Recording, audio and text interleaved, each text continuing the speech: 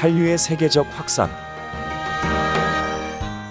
이번 차시 수업을 통해 여러분은 현재 한류의 세계 확산 상황을 설명하고 확산 배경을 분석할 수 있습니다.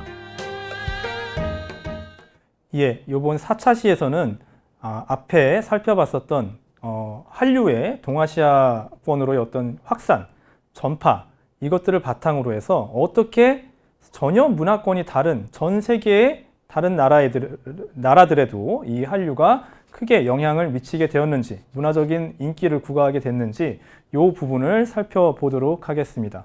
앞에 보이는 이제 그 장면이 바로 최근에 이제 2021년이죠.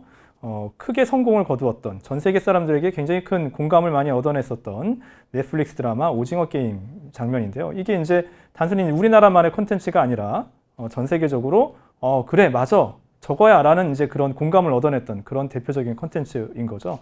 어떻게 해서 이게 가능해졌는지 한번 살펴보도록 하겠습니다. 자, 선수학습으로 이제 한류 영상 콘텐츠들을 한번 직접 몇 가지를 좀 살펴보시면 좋을 것 같습니다. 학습을 시작하기 전에 다음 제시되는 문장을 보고 O, X 중 하나를 생각해 보세요. 한국 문화 콘텐츠의 질적 성장과 한류는 무관하다.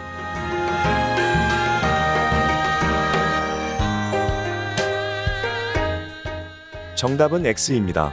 그럼 학습을 통해 좀 더 자세히 알아보겠습니다. 세계적인 확산과 더불어서 우리가 꼭 살펴봐야 되는 게, 우리가 이제 동아시아에서의 확산을 얘기를 할 때 가장 중요한 어떤 그 기술적인 그 바탕으로 초고속 인터넷망을 얘기를 했습니다. 자, 그럼 이제 세계적인 확산과 더불어서 우리가 함께 또 생각을 해봐야 될 것은 그런 인프라입니다. 그런 이제 기술적인 인프라인데, 물론 여기에는 이제 초고속 인터넷망이 또 중요한 역할을 합니다.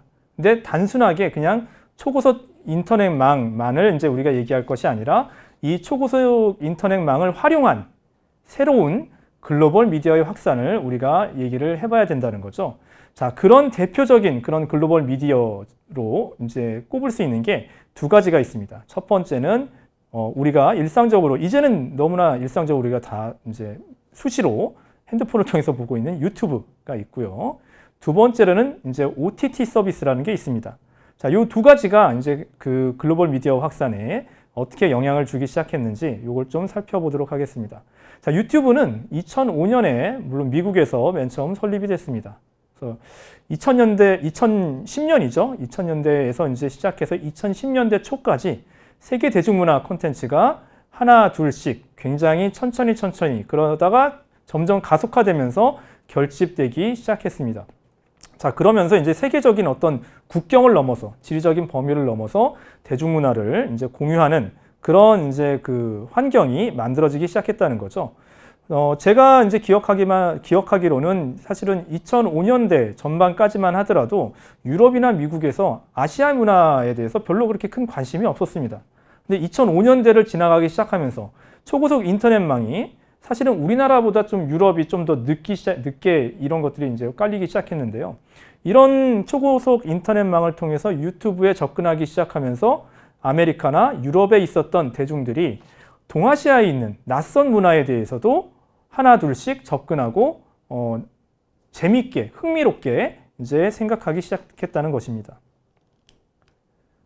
자, 그 다음에 이제 OTT 서비스를 이제 우리가 얘기를 들 수 있을 것 같습니다. 자, OTT라는 말은 Over the Top Media Service라는 말의 이제 그 줄임말인데요. Over the Top입니다. 자, Over the Top. 탑이라는 것은 이제 셋탑 박스를 얘기합니다. 예전 같은 경우에는 이제 그 케이블 TV 같은 경우 우리가 얘기를 한다면 셋탑 박스라는 것을 놓고 이 박스를 통해서 외부의 어떤 그 방송국의 문화 콘텐츠들을 우리가 직접 그 감상할 수 있었던 것이었는데, 이 OTT 서비스는 그런 셋탑 박스를 넘어서, 즉 인터넷으로부터 직접 이런 미디어 서비스를 받을 수 있도록 하는 이제 시스템인 것이죠. 자, 대표적으로는 이제 이 넷플릭스가 이 OTT 서비스의 선두주자로 이제 자리매김을 했습니다. 자, 여러분들이 다 요즘에는 많이 직접 경험해 보셨을 거라고 생각하는데, OTT 서비스는 상품 진열대처럼 한눈에 쫙 섹션을 만들어서 얼마든지 고를 수 있게 합니다. 이게 이제 옛날에 셋톱박스 시스템이랑 굉장히 다른 거죠. 채널을 하나씩 돌리는 게 아니라 한눈에 보일 수 있도록 이렇게 만들어 놓는 시스템입니다. 자, 넷플릭스 같은 경우는 이제 1997년에 이제 미국에서 창립이 됐습니다. 굉장히 일찍 창립이 됐지만 성공을 거두기는 오히려 이제 유튜브보다 한참 더 걸린 그런 이제 그 매체가 되는 것이죠. 우리나라에는 이제 2016년에 본격적으로 이제 서비스를 시작했고요. 현재 2022년 단 6년 안에 우리나라에 이제 들어오고 나서 단 6년 안에 이제 전 세계가 지금 현재로서는 이제 뭐 여러 가지 상황이 있지만 하여간 중국하고 러시아를 제외하고는 전 세계 대부분의 국가에서 이 넷플릭스를 비롯한 여러 그 경쟁 OTT 서비스들을 접속할 수 있다고 합니다. 근데 여기서 가장 중요한 건 뭐냐면, 자, 그 기생충에서 우리 봉준호 감독이 얘기한 명언이 하나 있죠. 그 1cm의 장벽을 넘어라. 그죠? 그 1cm의 장벽이라는 게 바로 자막이었죠.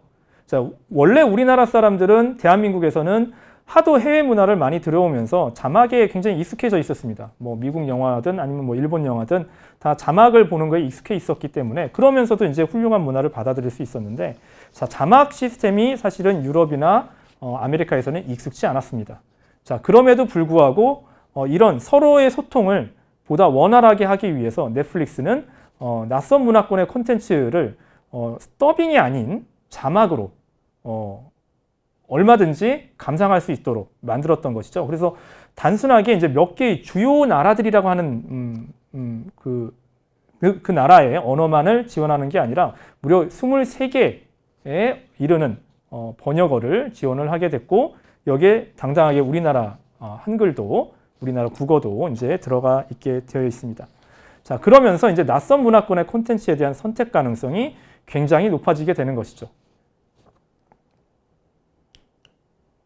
자, 이런 이제 그 글로벌 그 미디어들의 등장과 성장과 더불어서 한국 문화 콘텐츠가 2010년대 이후에 굉장히 급성장하게 됐던 것이죠. 국내에서 이제 또 이제 마찬가지로 넷플릭스와 마찬가지 여러 가지 OTT들이 만들어지고, 거기에 더해서 이제 해외 OTT들도 이제 적극적으로 활용이 되고 있습니다. 넷플릭스 외에도 애플 TV가 있고 디즈니 플러스 등 여러 가지 이제 OTT들이 이제 우리나라에 들어와 있고, 우리나라에서 여러 이제 OTT 서비스들이 같이 융화작용을 일으키고 있습니다. 자, 이런 상황 속에서 이제 국내에서 제작된 영상 콘텐츠, K-드라마가 새로운 방식으로 이제 제작이 되고 세계적인 흥행을 거두게 되는 것이죠. 자, 이런 이제 그 영상 콘텐츠는 단순히 이제 한국 시장만 애초에 만들어질 때 한국 시장만을 겨냥해서 만들어지는 것이 아니라 해외 OTT의 어떤 그 연동 아래서 이제 만들어진 거기 때문에 이미 이제 해외 시장을 노리고 이제 만들었고, 그 내용을 보자 하면 우리나라만의 정서가 아니라 보편적으로 이제 납득할 만한 그런 정서를 다루고 있다는 것을 알 수 있습니다. 자, 그와 동시에 이런 이제 인터내셔널한 굉장히 국제적인 이 OTT 서비스 속에서 한국을 소재로 외국에서 만드는 그 드라마들도 또는 영상물들, 문화 콘텐츠들이 등장을 한다는 거죠. 최근에 이제 그 서비스를 시작한 이제 이 파친코라는 드라마 같은 경우도 지금 국내에서 활동하고 있는 작가가 쓴 건 아니었죠. 그죠? 재미교포 작가이지만 어디까지나 미국 사람입니다. 미국 사람이 쓴 소설과 그리고 미국에서 만들어진 이 영상 콘텐츠를 바탕으로 미국에서 먼저 개봉이 되고, 그 다음에 우리나라도 이제 즐길 수 있는 그런 이제 그 문화 콘텐츠로 자리를 잡고, 우리에게서는 뭐 어떻게 보면은 일제시대를 다루는 어떻게 보면 익숙한 소재가 되지만, 미국 사람들이나 아니면 다른 여러 나라 사람들이 봤을 때는 새로운 소재로 이제 작동을 하고 있습니다. 자, 그러면서 동시에 이제 우리의 가슴 아픈 역사를 좀 더 널리 알릴 수 있는 그런 이제 그 기능도 같이 하고 있는 것이죠. 그렇죠? 자, 이런 식으로 이제 한류는 세계적으로 급성장해 나가기 시작했습니다. 이제 아까 그 3차 시에서 살펴봤던 것처럼 한류가 단순하게 그 아시아권에만 머무르는 게 아니죠.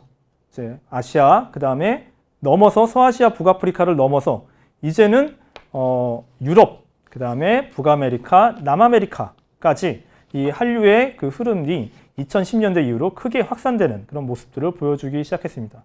바로 아까 말씀드렸던 그런 그 글로벌 미디어의 영향이 굉장히 큰 것이죠. 그죠? 자, 그러면서 이제 국내와는 다른 별도의 문화 시장이 형성되기 시작합니다. 재밌게도 자, 국내에서보다도 더 큰 인기를 구가하는 영화나 가수가 등장한다는 거죠. 그러니까 한국 내에서는 그렇게 큰 인기가 없는데 오히려 외국에서 더 큰 인기를 얻는 가수들 아니면 아이돌들이 등장을 하고 우리나라에서는 크게 성공을 거두지 못했지만 오히려 외국에서 더 이제 사랑을 보내는 영화들이 등장을 합니다. 예를 들어서 이제 아미라는 방탄소년단의 이제 팬클럽 같은 경우에는 이게 완전히 글로벌하게 이제 커져 나갔기 때문에 단순히 이게 이제 우리나라만의 어떤 현상을 뛰어넘는 것이죠. 아주 대표적인 사례라고 할 수 있습니다. 자, 그래서 2010년대 중반 이후 유행을 넘어서 이제 단순히 일시적인 유행을 넘어서 이제 한류라는 것은 이제 꾸준한 인기를 유지하는 장르로 정착하기 시작했고 바로 이 한류의 한 분과였던 그죠? 한 대중 가요 또는 이제 음악 이런 것들이 서연 세계적인 차원에서 퍼져나가기 시작하면서 K-팝이라는 용어로 이제 알려지기 시작합니다. 바로 이때 2010년대 이후에 이제 K-팝이라는 용어가 또 만들어지기 시작했습니다. 자, 이번 차시를 마무리하면서 이제 다시 한번 되짚어 보도록 하겠습니다. 자, 우리가 이제 이 전 세계로 뻗어나가는 이제 한류의 여러 가지 문화 콘텐츠들을 이제 생각을 할 때는 항상 21세기 글로벌 미디어의 확산이라는 것을 염두에 두고 있어야 된다. 그리고 이런 이제 인프라를 바탕으로 해서 2010년대 이후에 그리고 2020년대까지 이어지는 한국 문화 콘텐츠가 글로벌한 내용과 형식으로 성장을 하고 있었다. 자, 그러면서 동시에 OTT 서비스가 제공되는 모든 곳에서는 한류의 문화 콘텐츠들을 다 접근할 수 있게 되었다. 굉장히 글로벌하게 우리 문화, 이제 한류가 지리적 범위를 이제 크게 확대해 나갈 수 있었다. 이렇게 이제 정리를 할 수 있습니다.